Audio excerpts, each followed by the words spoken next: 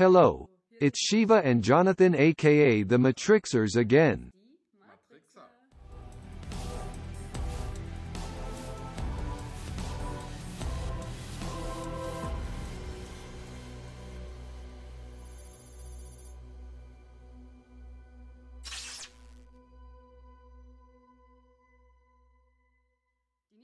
The next question would be, how can I not go into the light when my dear departed are already in the light?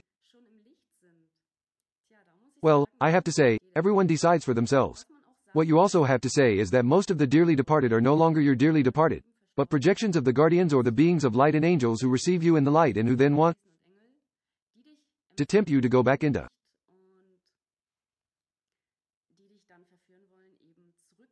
the reincarnation cycle. At least that's how it was for me. The dear departed and angels were then suddenly no longer angels, but the guardians. Another possibility to consider, though, is if, for example, your grandparents died, right? Maybe someone else that you've grown very fond of in your life. And of course they come to the middle astral plane. After they have passed through the light, they stay there for a while and then reincarnate again. And as soon as they are reincarnated again, what is still there is actually a kind of image. You could say a kind of hologram that remains for communication with subsequent relatives and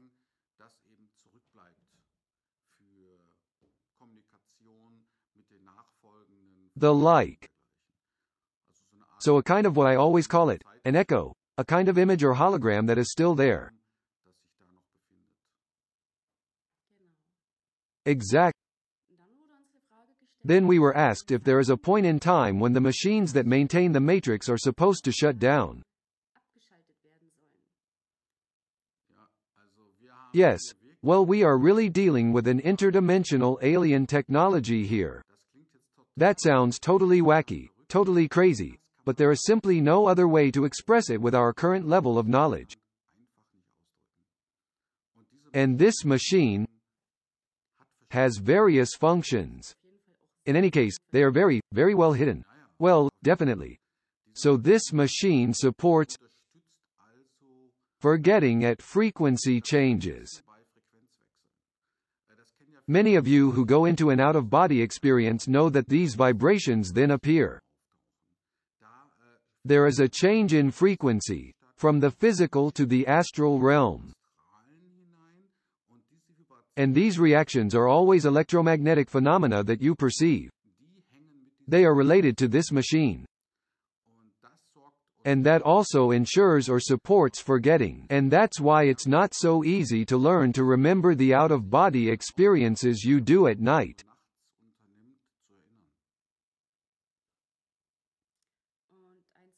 And a point in time that we have experienced in this way is said to be in about 5,000 years. That means this machine will run for another 5,000 years or so. All of this has very broad backgrounds as to why it is all the way it is. And then maybe we'll get around to explaining to you how everything in the universe is related to international entities and aliens and matrix administrators and stuff. We'll definitely get to that another time. In any case, such a kind of machine exists, I would say. And since this machine is now no longer directly accessible to those who built and installed the machine will be phased out, so to speak, over time.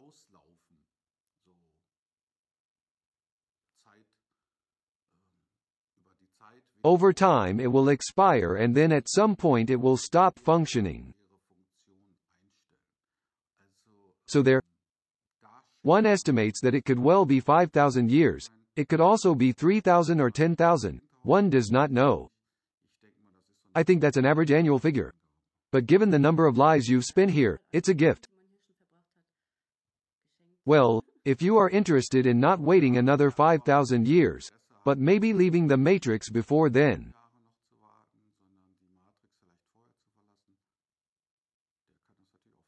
of course he can try that too, so everyone as they wish. Exactly. Then The next question would be, are all memories always completely erased? You can't say it like that, so they are already deleted, but for some it doesn't quite work. And there, where one just still retains memories, whether consciously or not, that's practically called talent. Or you often hear about the children who still know their past lives, don't you? People who brought their talents with them. Exactly like you. You brought your talents with you. Yes, of course. Astral travel. I have my premonitions. And otherwise how? Yes, that starts with simple talents, such as being able to play languages or the piano or the violin. If I played great violin in the past life, of course you forget how to play a violin. The memory to that effect is erased. How to read sheet music will also be erased. But when you are then in a new body, in the new incarnation, you are initially interested in playing the violin, and that comes from your last life. And when you start learning the violin, you learn it faster than others. And that's how talent is explained. So yes, it will be deleted. But the greater the consciousness that has accumulated over lifetimes, the less it is possible to take everything away from you, I would say. Can you say it like that? Yes, of course, the more often the memories are erased. Yes, that's a double-edged sword. On the one hand, you forget your true self more and more, because new experiences keep coming up through the incarnation. It kind of dilutes your true self, you might say. Or your memory access to your true self. But the other way around. The positive side of this is that the more often you have had an incarnation, the more knowledge you take with you.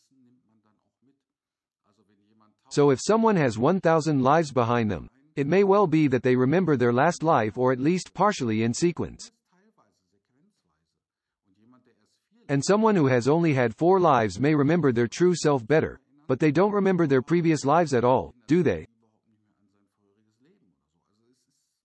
That's the way it is. You can't say that in general terms. Let's take a practical example with us. We're about 10,000 years ago as conscious beings and lived the first 10 lifetimes very consciously. But over time that has always been minimized, until we no longer knew who we are. Where do we come from? What are we supposed to do here anyway? And at some point there was a point in time when things turned around. We became more conscious, and now we are here making videos. This is what and we're trying to get out of the matrix. So, then we come to the next. Dear Jonathan, how long does it take to reincarnate? Yes, that is very different. It can happen within seconds or minutes that you switch back to your new body straight away. Or it can also be that one stays on the middle astral plane for a very long time. 10 years? 50,100,200. Depends on how long you want to go on vacation, right? Yes, exactly how long you want to go on vacation. There is already a limit. So from the age of 100, the phase slowly comes when you are automatically withdrawn. But I would say from 1 minute to 100 years. Okay, and then the next question was, how do you recognize? Well, you don't actually recognize them. You only recognize them when you don't heed their call and they transform. Yes, so the guards. Of course, they'll try the nice way first. Of course, just like in our lives. First someone might come to the door and say hello. And the second time you look a bit worse. It's the same with the guards. If they see that what they're using doesn't help, then they just try another method. But one must not forget. We are infinite beings, and you can also make yourself infinitely large. They can't do anything to you, and they won't make a fuss because of a soul. That means if they turn into guardians, you turn into a monster. That's no problem at all. You can grow infinitely. You can do everything. In the end, they can't stop you because you still have free will. This must not be forgotten. Yes, it's all about intimidation. And you can't be intimidated when a guard like that shows up, no matter how scary he looks, how badly he looks at you or whatever. Don't be impressed. Remember, you're already dead. What do they want? They can only somehow seduce you spiritually. They can't do more. They can't threaten you. Okay. Next question. Okay. Can I do what I want with no consequences? Do I just have to give way to the light? How can you understand that? So, of course you can do whatever you want. The consequences are always up to you. That is, if you believe in karma, you go into the light and say, "Oh damn, I was so bad, now I have to make it up to you." You only make the consequences for yourself. So that means you only hold yourself accountable. This means that after death one enters a state in which one is very receptive to the deeds one has committed on earth. And it's a very emotional story in this state. Because there is a very strong tendency to evaluate your own mistakes or good and bad deeds very strongly. And that's why everyone holds themselves accountable. There is no karma court. There is no authority that would say to you after death, "You killed him and therefore a beggar or a snake or a camel or something until the next life." No, there is no karma, judgment or anything. Everyone holds themselves responsible for what they have done. But you have to say that you will then also be in a state where you will evaluate everything very critically. And for a side question, do I just have to give way to the light? Sure, if you are aware enough that there are no consequences, that you are your true self, you can just walk past the light. Of course you can do whatever you want here without consequences. That's right. But I never met anyone. No. The next question is more of a statement. In fact, for someone to feel uncomfortable with the soul shard theory. But the thing is this. But that's the way it is.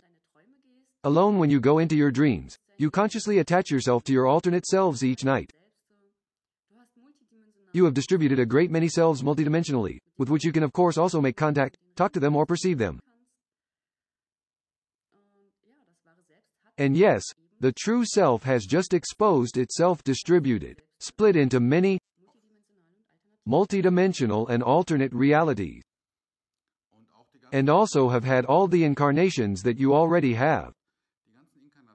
All the incarnations were placed in certain realities. Middle Ages or Renaissance or Stone Age. To name a few clichés. There the whole selves have been separated from the wholeness of the self. And these are just these splinter selves. The fragment itself is of course an unpleasant term, which I personally wouldn't call it that. As I said, these are the other incarnations, selves and all these incarnation selves. You have to imagine that they are like cherries in a cherry tree. And the whole of self is the cherry tree and each individual cherry is a self that has been deposited in another reality.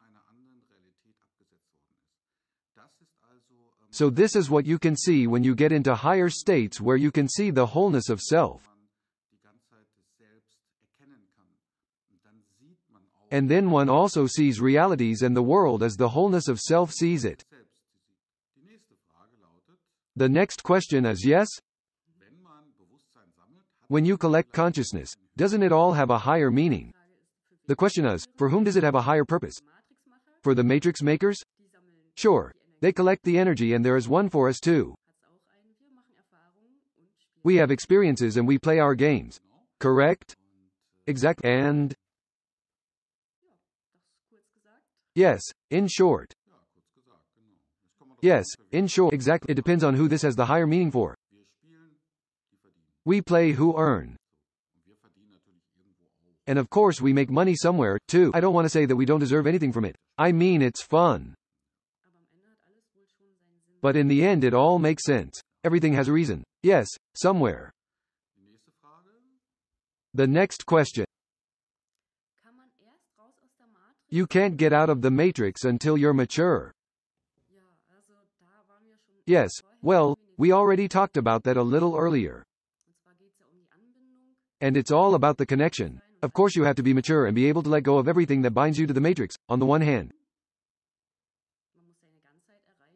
You have to have reached your wholeness. And also have collected all soul parts again. Achieving wholeness of self is actually synonymous with being mature. And achieving wholeness is, of course, not that easy, because you have to expand your consciousness, systematically, in order to get there.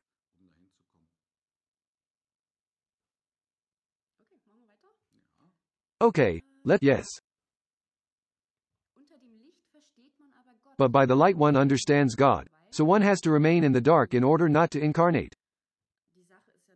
The thing is that one only thinks that the light is God. It is suggested to you that the light is loving and that is God. God is not the light. God is thought and has absolutely nothing to do with the middle astral plane. Okay, you can't say that now. Everything is God. But the middle astral or where you go after the light is not God. So the light is not God per se. It is actually only programmed for God and love. And the blackness and darkness when you face it is programmed for fear. That means if you stand in front of it, you'll practically wet your pants. If you've ever been in the dark, you know how terrifying it can really be. That's why nobody goes there. The thing is, you have to get rid of polarized and dualistic thinking. Then it gets a little easier. Correct. If you were building a matrix, how would you build it? If you want everyone to stay nice inside, the exit with light and love or the return with light and love. Then we come to the next question, a very interesting question. In fact, why doesn't God make it fair? When God sees it as a mature soul, should he never allow anything like reincarnation captivity to happen to the soul? The thing is, God doesn't judge. God is thought. God is neutral. God loves everything just the way it is. God doesn't say you're good, you're bad. And therefore for God every action is just an action, nothing more. It's not a good deed, it's not a bad deed, it's just an act. The true God, that is, created everything, the source, so to speak, and not the God described in the Bible. That's an alien God, but the God who created the matrix, Exactly the original God, really the true God who created everything. Of course it is unrated. Because he created everything in a kind of game, in his creativity and with an incredible amount of knowledge and creativity that he has. And he didn't judge it all. He is also outside the dualistic system. You shouldn't forget that either. God creates out of love, not out of polarity or duality. And how does it continue? What does a clever notebook say? The cunning notebook says, are we all slaves to higher alien entities? Yes, that's what I said in the last video. It's also true in that sense, but you mustn't forget that you're also here voluntarily. The animals are our slaves too, which we keep captive and then want to eat. You shouldn't judge food like that. You were lured here by the Matrix creators, but it was your free will to come and play here. Yes, you may not have been fully aware of this. What are you really getting yourself into? But I think you have a good example of that. So compare it to an amusement park, for example. You are invited to enter the amusement park. You pay the entrance fee at the cash register and then you have fun in an amusement park. You use all the rides and things like that. And yes, but what the operator of the ride or of the amusement park with your money is another question. And it's no different than with the Matrix here. And in the ghost train you never know what you are getting yourself into and what awaits you there. And this is what it looks like. Some want to have fun and others just get an energy balance for being able to have fun, because they built the amusement park. And that's exactly how it is seen with the Matrix. The Matrix is actually a multi-dimensional, gigantic amusement park in a sense. And yes, and those who created the Matrix, they benefit from it in their own way. Maybe it's a bit euphemistic. Of course they didn't have the best intentions with us, but it's all free will and we're having fun. And slaves of the Matrix. Whether man is a slave to the Matrix. Of course you could say, is the junkie the dealer's slave? Then he has to alcoholic, slave to alcohol. It is a matter of interpretation. Everyone has to decide for themselves. And yet I can understand it when someone says that man is a slave to the system. I can certainly understand it. But I can also understand those who say that this is an evaluation. He's doing it voluntarily is also correct. That means yes, if you evade dualistic thinking, you can actually always understand both sides. And if you evade that, you can also say what you want. Unless the emotion is in there, you are not part of the system. The next question. Yes. Where does one get the knowledge about erasing the previous identity in reincarnation? Some kind of electric shock? That would mean that you know who you were in the previous life. When you go through this process, you forget. Correct. Knowledge is always erased, every time one reincarnates. But as we explained at the beginning, it just doesn't work 100%. And in higher states of consciousness, such as through dissociation, one can of course remember many past lives. You can learn that, for example, by training yourself to expand your own consciousness. And as soon as you expand it, you can access your memories, which are stored somewhere in the subconscious, or just through your dreams. Your higher self guides you through your dreams, and every now and then it shows you past lives or other things that you have forgotten.